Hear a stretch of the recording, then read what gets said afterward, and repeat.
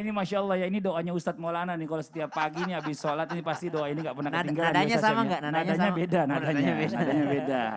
Nah Ustadz Syam, ini pertanyaannya nih, bicara masalah tentang doa nih. Dalam pandangan Islam kita harus baca doa ini kalau kita ngambil dalam Al-Quran doanya. Ini apakah panjang pendek ini harus sesuai dengan ininya ya, tajwidnya ya, maksudnya tajwidnya, karena kalau kita baca salah katanya maknanya jadi beda, dan katanya kalau misalnya itu doanya jadi beda nih, jadi nggak terkabul doa kita. Nah ini bagaimana penjelasannya? Mungkin kalau kita lihat tadi di video ya, apakah tadi di video ini boleh berdoa sambil ada lagu-lagu begitu? Ustaz mohon izin. Tafadhol, silakan. Bismillahirrahmanirrahim. Tabi guruku Habib Abdullah, Ustaz Maulana, Mas Fadli yang dimuliakan Allah Subhanahu wa taala, serta para alim ulama yang dimuliakan Allah Subhanahu wa taala. Bismillahilladzi, ya, harus panjang situ, alladzi lamnya tidak panjang. Bismillahilladzi, ya, la yadhurru ma'asmihi syai'un fil ardi wala fis samai wa huwas samiul alim. Penggunaan tajwid dari kata jawwada itu memperbaiki atau memperindah bacaan Al-Quran. Wajibkah? Kalau untuk Al-Quran wajib. Kalau untuk doa para ulama berbeda pendapat, namun lebih banyak yang mengatakan untuk doa tidak wajib jikalau tidak merubah maknanya. Mana contohnya tidak wajib dalam tajwid itu zikir ataupun doa? Coba lihat orang yang azan. Allahu Akbar, Allahu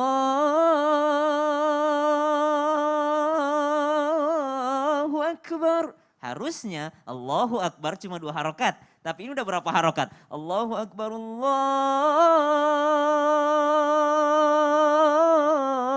Akbar. 11 harokat. Ya 11 ketukan. Jadi subhanallah. Dalam hal adzan pun itu tidak diwajibkan untuk tajwid. Kecuali sampai merubah arti. Mana merubah arti? Allah, Allah, hanya 2 harokat, hanya panjang. Kalau Allah itu bukan Allah Maha Besar, tapi dia bertanya, apakah Allah Maha Besar? Waduh, udah keliru banget artinya. Atau barnya yang panjang, Allahu Akbar, Allahu Akbar. Enggak boleh. Kenapa enggak boleh? Karena merubah arti. Allahu Akbar itu artinya Allah genderang. Waduh, ini bahaya sampai merubah artinya. Jadi kalau baca Al-Quran wajib penggunaan tajwid sebagaimana Nabi mendengarkan tajwid daripada Jibril alaihissalam. Kemudian Rasulullah memperdengarkan tajwid kepada para sahabat. Sahabat memperdengarkan secara tajwid kepada para tabi'in. Tabi'in mengajarkan kepada tabi'in sampai kepada kita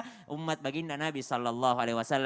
Doa yang diambil dari Al-Quran menggunakan tajwid jelas karena doanya adalah Al-Quran. Namun zikir-zikir biasa atau doa-doa biasa dengan tajwid yang harus pas, misalnya 2 harokat, 3 harokat, itu tidak diwajibkan. Namun jangan sampai merubah makna. Mana sih yang merubah makna? Yang pertama ketika harokat yang harusnya tidak panjang dipanjangkan, nah, itu merubah makna. Kemudian yang panjang dipendekkan, itu juga merubah makna. Yang kedua penggantian huruf, misalnya harusnya alamin menjadi alamin, dari ain menjadi ain, menjadi hamzah, maka itu juga merubah makna. Kemudian misalnya Allahumma khtim lana bi husnil khatimah, ini yang paling banyak viral nih sama teman-teman. Husnil khatimah, gimana sih yang benar? Husnil khatimah atau husni? Yang benar adalah ha, pakai ha. Husnil khatimah, enggak pakai no husnil tapi ha, husnil khatimah. Nah tapi gini Ustaz Syam, ini kan saya pernah dengar katanya semua doa itu sebenarnya tuh dijabah sama Allah. Cuma dengan cara yang berbeda-beda. Ini maksudnya apa nih Ustaz Syam nih? Mohon izin. Semua doa diijabah oleh Allah Subhanahu wa taala tergantung kalau kita sudah melaksanakan syarat-syaratnya tadi.